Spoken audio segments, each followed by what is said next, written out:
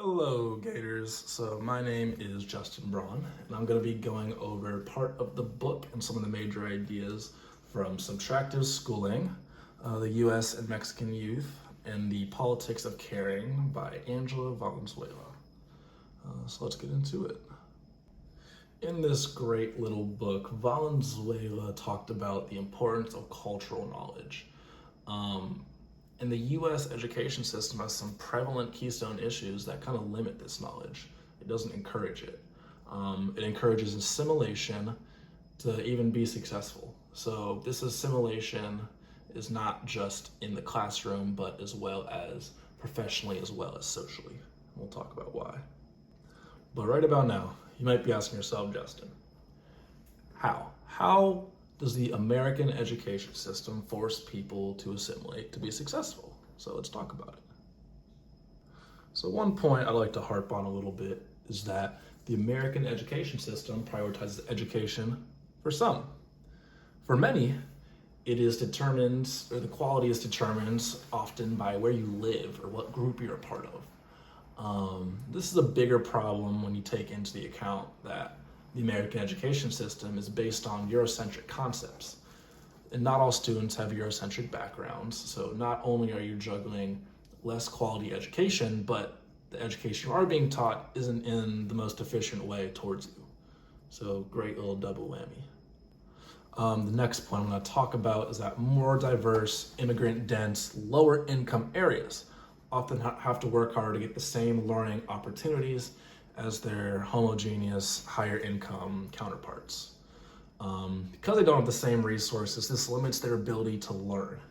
And in my own life, I remember maybe I was in high school or something, but some of the urban schools I remember, I believe it was in Afrocentric or something in Columbus, Ohio, but the schools just didn't have air conditioning. This is an issue because it's hot in the fall, and you just can't learn like that. And this went into the winter where they actually got days off because there was no heat in the school.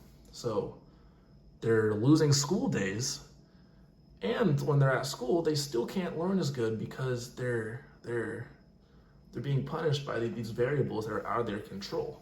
I know, speaking for myself, I can't study if I'm too cold. Definitely can't study if I'm too hot. So it's just not a good situation.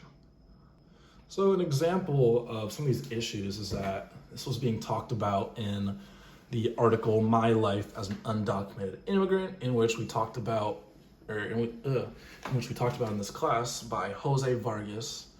And this is when he detailed various social, educational, and professional issues he faced trying to make his way in America. Some of these issues could be, I remember he was trying to get a license. He couldn't do that. He didn't have the right documentation. Trying to get a passport, he couldn't get the right documentation.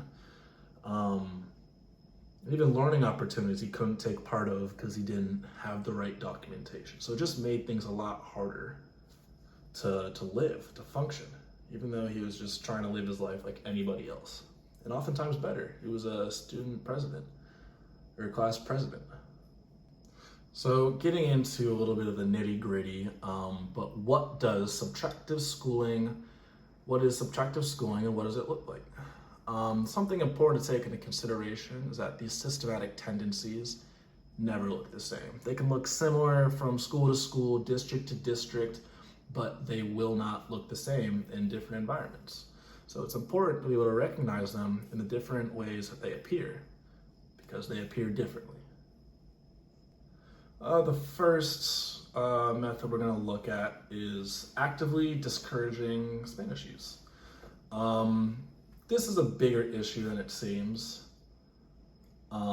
initially, but this can limit learning entirely because many students don't come from homes where English is the primary language, or even they weren't born here. So the only exposure they have to English is what they get in school, maybe on TV, out in life.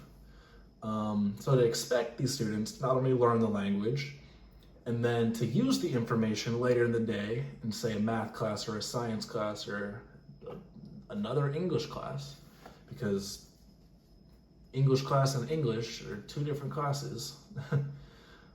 Expect them to use that information and go be successful in another frame of life. That is a big task. And a way it relates to me in a smaller sense is when I transferred high schools. Joining a new math class, I was doing the same math. I think it was like trig or something. And we were just in totally different parts of the unit from my old school to where I joined now. And when I asked, I was like, hey, I need help. They're like, well, ask those around you. Well, and I don't want to ask everyone around me every day for help. And so it just put me in a spot where I just didn't want to bother people. I didn't want to put myself out there. I just didn't want this issue. And I can see how a lot of immigrant students may feel like that, or even tenfold, because it's their entire life and not just a small math class. So I have a lot of empathy for that. Next, pushing immigrant or lower income students to special education. There is a unequal and inaccurate level of immigrant students and minority students being pushed into special education. So for reasons like we talked about earlier, how our schools are Eurocentrically based. Sometimes they don't go above and beyond in the development, which we're going to talk about in a little bit. It doesn't take into account cultural knowledge. We don't all learn the same. This varies a lot, even culture to culture. Next, it is important to notice that this is documented, that there's an equal amount of immigrant students being pushed to this. And if you look at their home country, there isn't that problem. So the same student in Mexico may be average in terms of education, but in the United States, they could get put in special ed, which is just a classifying error. And lastly, an overarching trend in prioritizing assimilation. There are trends everywhere. Whether we address them or not is up to the beholder. We see trends in everything, whether they're good or they're bad, but whether we do anything with them is the bigger question. So we need to find out what the trend is and how do we address it. There were many key points I got from this book, and some of the information is comorbid to some of the other social issues in the US. This means that we can take some of these concepts and ideas and trends we got from the book and see them relating to other minority groups in the United States as well. Now let's just talk about what they are. So boom, one big issue I've personally seen a lot is aesthetic caring, which is the focus on the student's presentation rather than the person. So you see this a lot in standardized testing, where students will teach the bare minimum on what's required to pass. It's not everywhere, but it does exist. Next is authentic caring, which is the focus on holistic development of the student. This is optimum to me, no matter the teaching method, because it focuses on holistic development, focuses on all the pieces. But this also takes the most time, resources, and maintenance. One important piece is that there's multiple types of immigrant students, and this refers to the different values Valenzuela noted in Mexican American students between American-born immigrants versus non-American born immigrants. And this concept is very, very hard for those who aren't a part of the culture because they just don't know. It's the ignorance of what makes it hard. It's not a bad thing, but being open to addressing the ignorance and learning how to differentiate these students' needs is how the classroom will flourish, because it just introduces one more different idea that wouldn't have been in the conversation previously. Blatant systematic failures. Students are often put in systems that weren't made for their success. This is a bigger problem because it can make them feel like they're the problem. And I see it a lot, I felt it a lot in students on all levels, from college, high school, to elementary school. And it really can develop. It's a snowball effect. And carrying it to an idea we talked about earlier is this also can be a reason that students get put into special education. And lastly, schools are not inclusive. Differences are not celebrated in the US and the education system.